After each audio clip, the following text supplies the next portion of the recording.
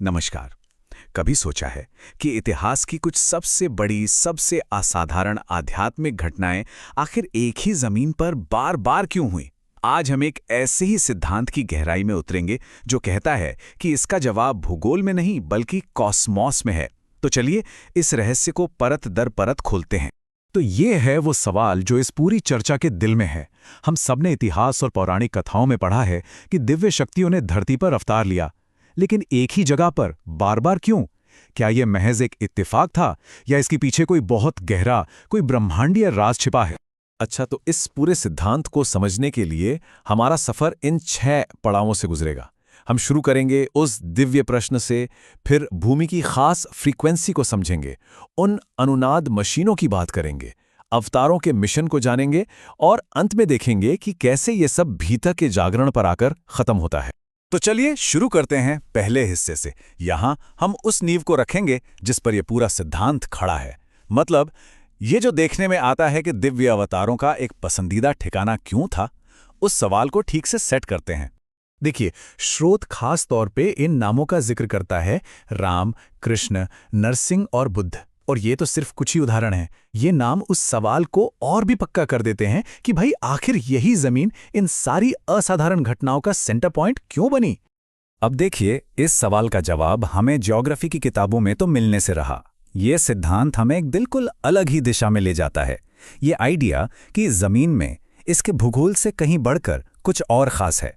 इस सिद्धांत के हिसाब से भारत सिर्फ जमीन का एक टुकड़ा नहीं, बल्कि एक खास तरह की फ्रीक्वेंसी है, एक वाइब्रेशन। सोचिए, एक ऐसा जंक्शन पॉइंट जहां ये हमारी भौतिक दुनिया, हमारा वायुमंडल और ऊपर के दिव्य लोक तीनों आकर मिलते हैं। ये अपने आप में एक बहुत ही अनोखी बात है। और इस आइडिया को ये लाइन बहुत खूबसूरती से समझाती है कि ये जगह एक नेचुरल गेटवे है, एक ऐसा पोर्टल जहां कोई बहुत ऊंची चेतना या दिव्य ऊर्जा बिना सब कुछ तहस नहस किए आराम से भौतिक शरीर में उतर सकती है। ये इस जमीन को पूरे ब्रह्मांड में एक बहुत बहुत खास जगह बना देता है। तो अगर ये भूमि एक नेचुरल गेटवे है, तो क्या इसे और पावरफुल बनाने के लिए कुछ किया गया था? ये थ्योरी कहती है बिल्कुल। और यहीं से एंट्री होती है अनुनाद मशीनों के कॉन्सेप्ट की। यहाँ के जो ऋषि मुनि थे, उन्होंने सिर्फ इंतजार नहीं किया, उन्होंने मंत्र, तप और यज्ञ जैसी चीजों का इस्तेमाल किया। और इस थ्योरी के मुताबिक ये सिर्फ पूजा पाठ के तरीके नहीं थे, बल्कि ये एक तरह की आध्यात्मिक टेक्नोलॉजी थी जिसे उस दिव्य ऊर्जा के साथ ट्यून इन करने और उसे यहाँ बुलाने के लिए डिजाइन किया गया था। अब ये एक बहुत ही पावरफुल आइडिया है। ये थ्योरी कहती है कि प्राचीन मंदिर सिर्फ पूजा करने के लिए पत्थर की इमारतें नहीं थे। नहीं, वो असल में रेजोनेंस मशीनें थीं। मतलब ऐसी मशीनें जिन्हें ऊर्जा को एक जगह पर खींचने और उसे कई गुना बढ़ाने के लिए डिजाइन किया गया था, ताकि उस जगह की जो अपनी कुदरती फ्रीक्वेंसी थी वो और भी शक्तिशाली हो जाए। और बात यहीं खत्म नहीं होती। ये सोच और भी बड़ी हो जाती है। ये मंदिर अकेले काम नहीं कर रहे थे। इनको अक्सर ऐसी जमीन पर बनाया जाता था जो क्रिस्टल से भरपूर हो, मतलब पहले से ही ऊर्जा का केंद्र हो। और फिर इन सब मंदिरों में मिलकर एक बहुत बड़ा एनर्जी ग्रिड बना लिया।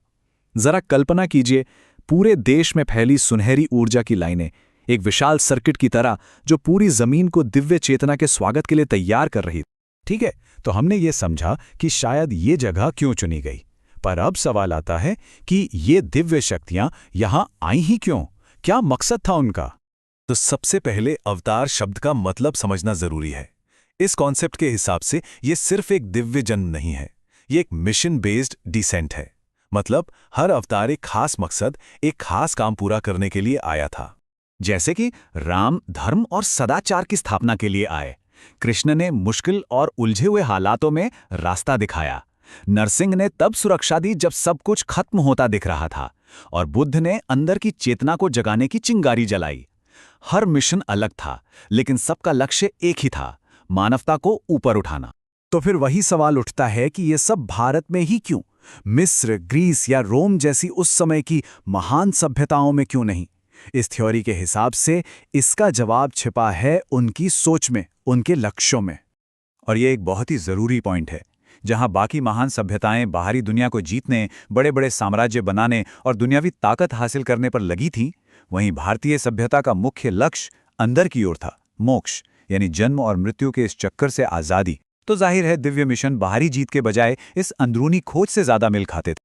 चलिए अब हम अपने विश्लेषण के आखिरी हिस्से पर आते हैं, जहां ये सारे अलग अलग धागे जुड़कर एक पूरी तस्वीर हमारे सामने रखते हैं। तो सार ये है कि ये किसी एक चीज की वजह से नहीं हुआ, ये कई चीजों का एक साथ आना था।